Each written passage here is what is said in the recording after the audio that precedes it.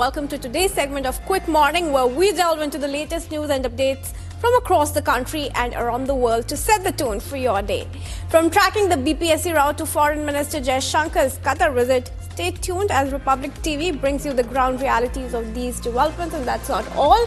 We'll also be bringing you updates from the realms of business, sports and entertainment in our jam-packed lineup for this morning. So let's kickstart today's mega news day here on Republic, as always, with the nation first, this Quick Morning.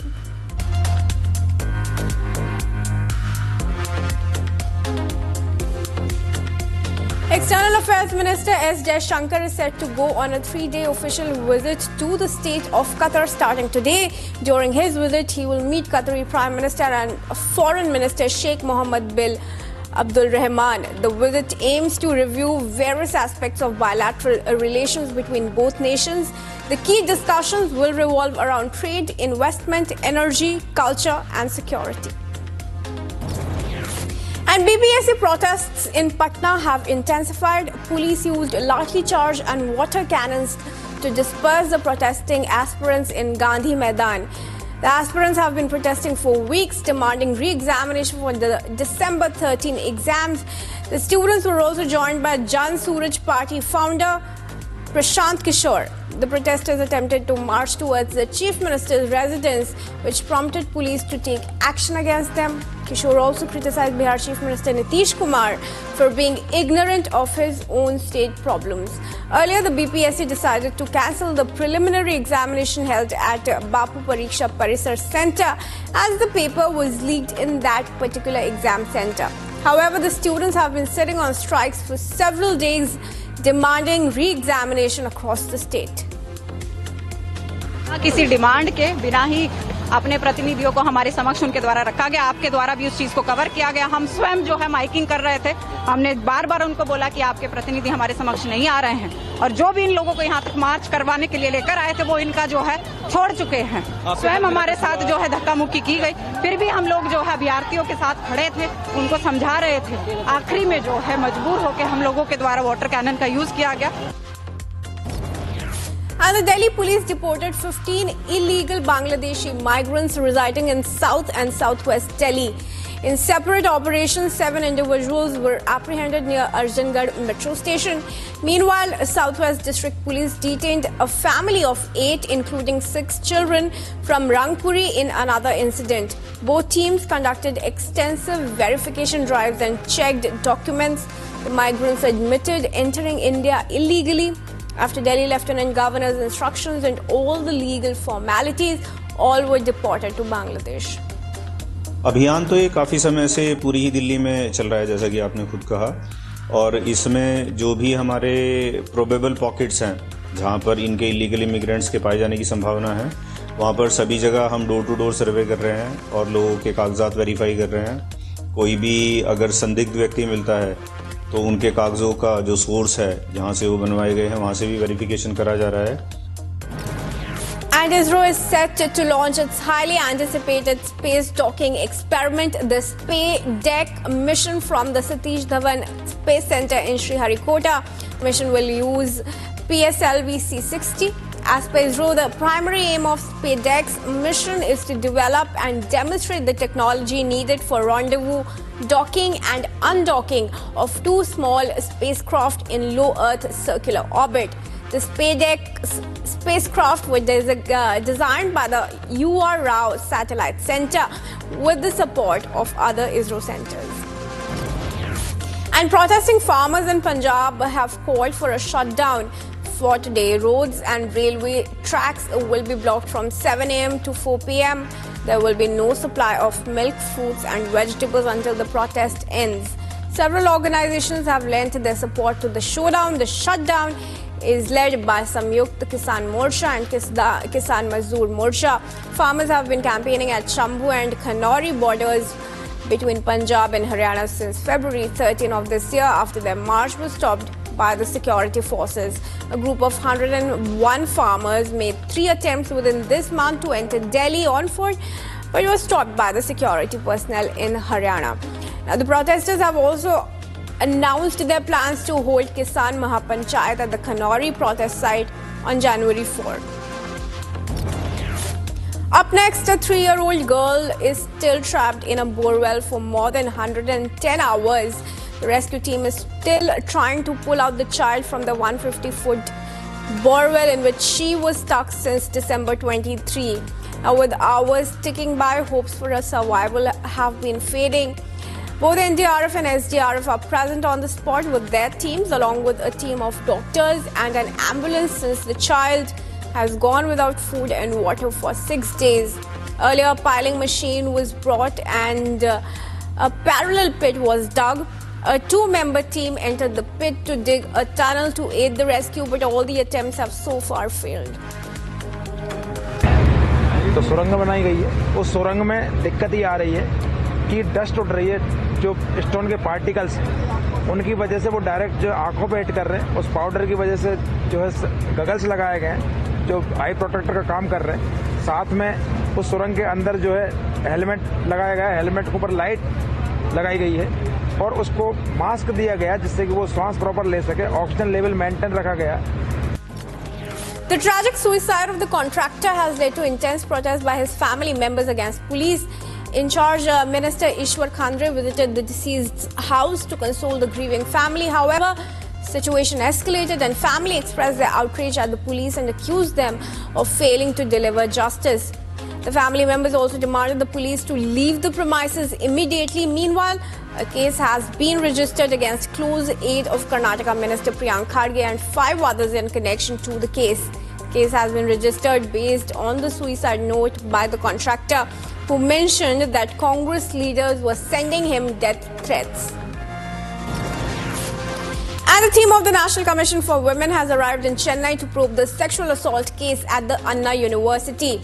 After taking suo motu cognizance, the NCW issued a notice to the Tamil Nadu police seeking an explanation of the steps taken in the arrest of the accused. A fact-finding committee will probe this incident and will recommend action. The committee will interact with the survivor authorities and other organizations to ascertain the facts. Meanwhile, Law Minister S Raghupati said that there was nothing wrong with the interview given by Greater Chennai Police Commissioner. And Trikakara Congress MLA Uma Thomas is still in a serious condition after sustaining head and spinal injuries, reportedly after falling from a gallery at the Jawaharlal Nehru International Stadium in Kerala's Kochi. The MLA was then rushed to a hospital near the stadium by the volunteers. As per hospital sources, she is in a critical condition and has been placed on a ventilator support. She reportedly hit her head on the concrete ground after falling from the gallery. Uma Thomas had arrived to the stadium to attend a dance program inaugurated by the State Culture Affairs Minister. Immediately we intubated the patient, ventilation, we put her on ventilation, and now on CT she has a brain injury and she has rib fracture, and she has a hemothorax collection in the lungs also. So she had a very big wound on the scalp. She had a lacerated wound on the scalp, which is sutured, and she's presently stabilized. She's stable. We did all the primary needed requirements done, and she's been shifted to the ICU now. And let's move on now and take a look at some of the business stories that we're tracking for you from India and across the world, starting from an update of the global markets.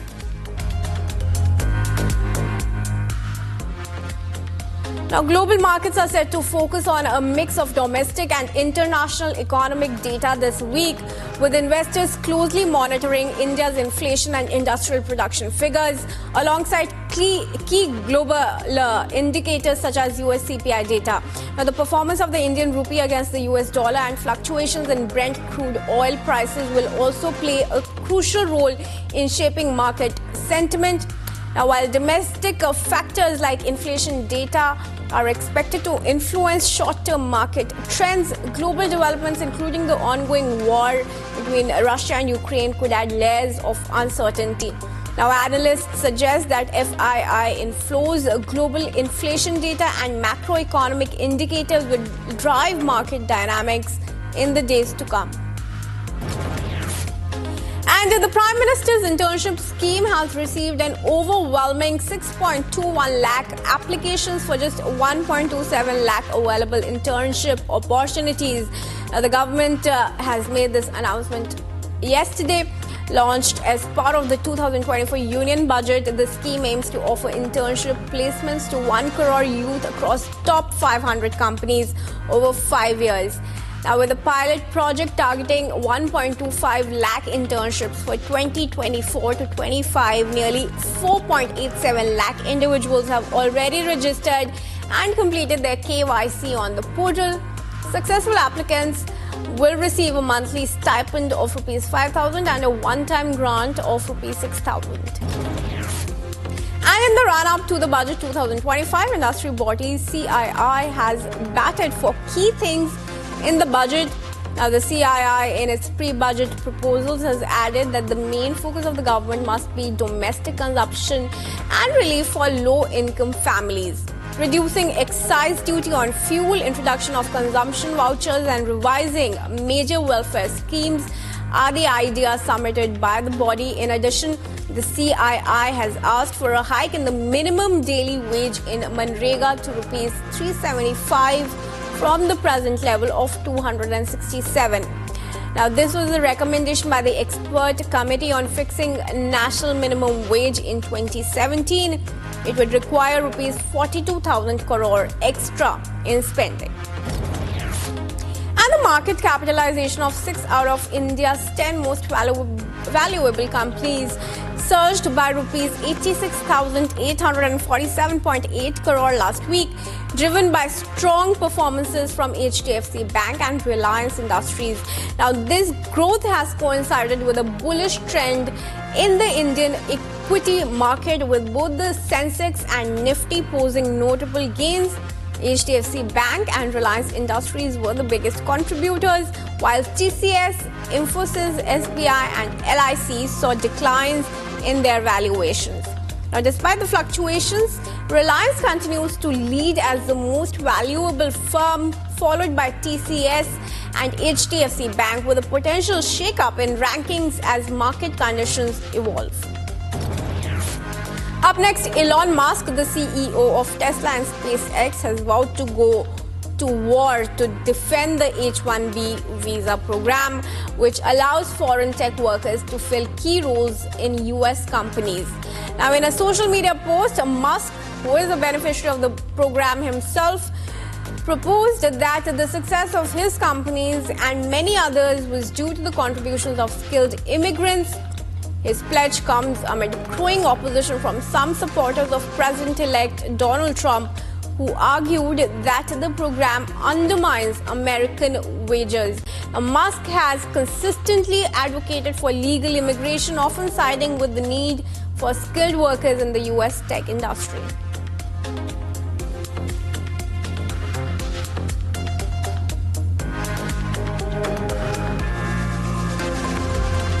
And let's move on to take a look at some of the international stories that are making headlines at the moment. We're getting in grim news of the demise of former US President Jimmy Carter, starting with that first. Now, the United States of America's 39th President Jimmy Carter has died at the age of 100. Carter became the oldest living former president in US history in March 29, surpassing George H.W. Bush. Now, Carter was a peanut farmer and US Navy lieutenant before going into politics, eventually serving one term as governor of Georgia and as the president of the United States from 1977 to 1981. The former president died in his sleep, surrounded by his family. President-elect Donald Trump released a statement stating that the nation owes former President Jimmy Carter a debt of gratitude. Various politicians have released statements as the country enters a mourning period following the death of Carter. Public observances honoring Carter's legacy will be held in Atlanta and Washington, D.C. The former president died peacefully in his sleep. Now, following the deadly plane crash that killed at least 120 people. Kim Yi-bae, the CEO of Jeju Air, bowed in apology. The airplane was returning from Bangkok and slammed into a concrete fence after its front landing gear apparently failed to deploy. Now, this accident was also one of the worst landing mishaps in Korea since 2007 as the country struggles to grapple with this devastating accident. 2 people were rescued from the wreckage as investigations and rescue operations continue. And up next, US President-elect Donald Trump has filed a legal briefing urging the Supreme Court to pause a law that could lead to a potential ban of the social media platform TikTok. Now, the app is in the crosshairs of the US legal system following allegations that TikTok's parent company, ByteDance, has been minting personal data. US officials and lawmakers had accused ByteDance of being linked to the Chinese government, which the firm denies. Earlier this year, US lawmakers passed a bill stipulating that ByteDance in China either sells the app to a US entity or face being shuttered. However, Trump's engagement comes following a meeting with the TikTok CEO Suji Chu, though the president-elect had earlier attempted to get the app banned in his first presidential term. And a North Korean leader, Kim Jong-un, blasted the United States, Japan and South Korea for allegedly forming a nuclear military bloc. Now, in his year-end meeting, the leader hit out against the bloc and threatened that their actions will invite similar consequences. Now, while the official report states that North Korea's strategy to combat growing American influences, Kim Jong-un made no mention of incoming US President-elect Donald Trump or Russian leader Vladimir Putin, who made a short visit to North Korea in 2024. The year-end meetings in North Korea have been a long tradition. It was started by Kim's grandfather and serves as an overview of the year while strategizing for what lies ahead. And supporters of an Islamist party in Pakistan rallied on December 29 to show solidarity with the Palestinians in the Gaza Strip. The protesters shouted anti-Israeli and anti-American slogans while marching through the capital of Pakistan carrying placards and Palestinian flags. The head of Jamaat-e-Islami Party, Hafiz Naeem-ur-Rahman, had called for solidarity rallies across the country on Sunday. The war in Gaza began after Hamas-led militants stormed into the southern Israel on October 7, killing some 1,200 people, mostly civilians, and abducting another 250. Around 100 hostages are still inside Gaza, a third of whom are believed to be dead.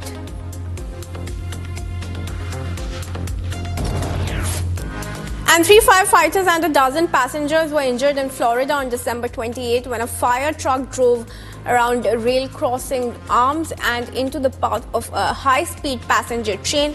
Now, while the passengers managed to escape with minor injuries, the passenger train was destroyed in the accident.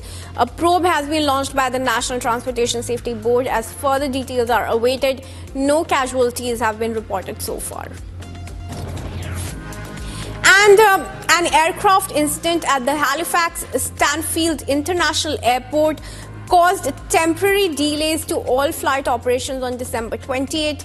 The Bombardier Q400 experienced a landing gear issue as the passengers were swiftly escorted from the aircraft.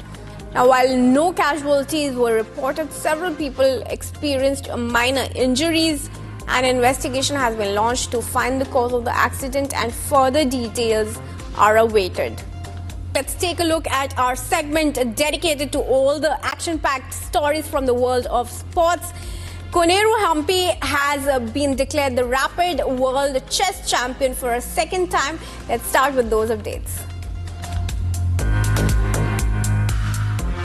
Indian Grandmaster Koneru Hampi won a historic second title at the World Rapid Chess Championship, emerging victorious in the tournament in New York. Now, Hampi has become only the second chess player after Zhu Wenju of China to win the title in the women's section more than once. Hampi sealed the title with She defeating Irene Sukandar with the black pieces in the final round. It was a decisive win for the Indian Grandmaster, who needed nothing less than a win in the ultimate battle.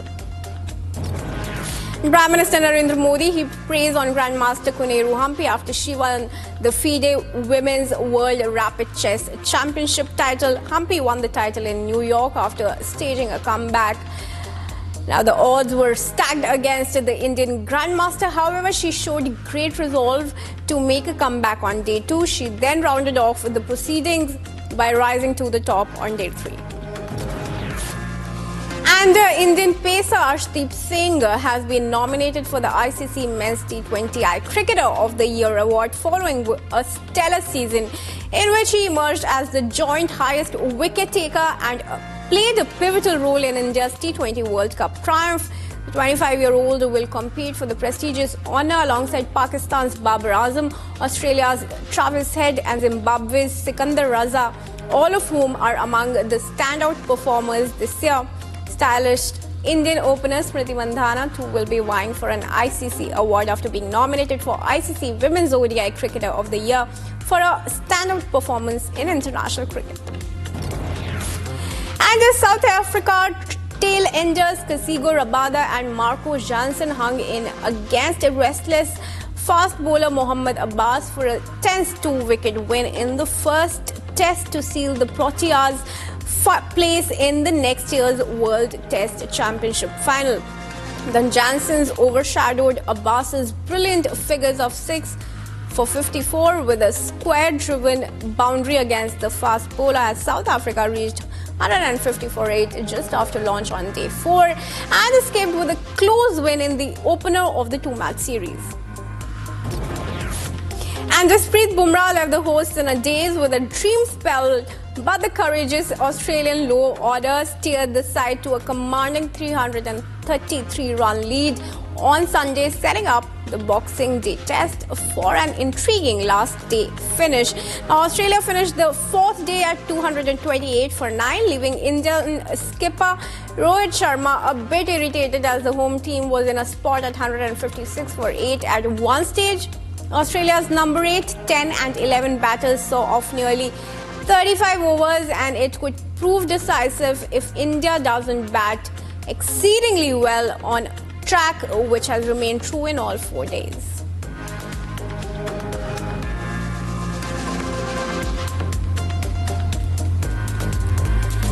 And moving on to take a look at some of the entertainment stories that are making headlines, starting from the tragic demise of an actor. Stay tuned as we bring you more. In a heartfelt revelation, veteran actor Nasser shared a deeply emotional moment from his son's recovery following a severe accident in 2014. Speaking on the OMG podcast, Nasser recounted how his son Faisal, who had been in a coma for over 2 weeks, first regained consciousness and uttered the name Vijay instead of calling out for his parents.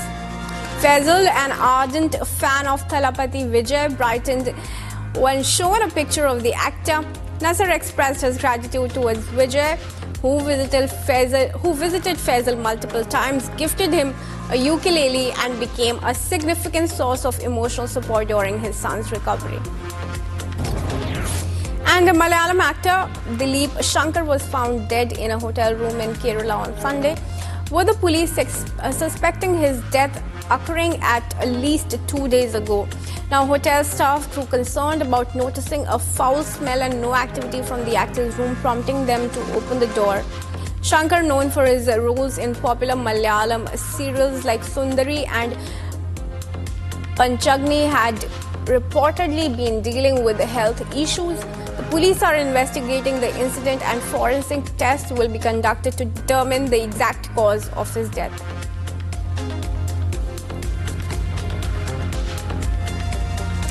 And that's a wrap on this edition of Quick Morning. But stay tuned to Republic as we continue to bring you all the latest news and updates from across the country and around the world right here.